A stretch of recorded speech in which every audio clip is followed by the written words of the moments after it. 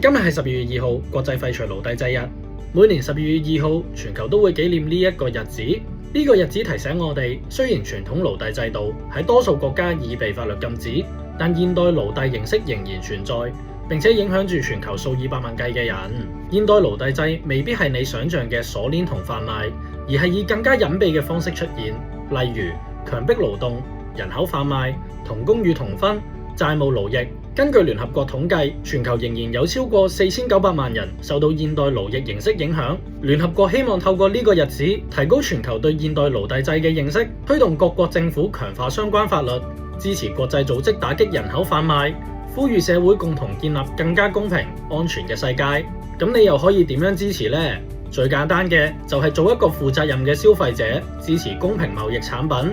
今日係國際廢除奴隸制日，呢一個日子提醒我哋，呢個制度尚未真正消失，我哋仍然要共同努力。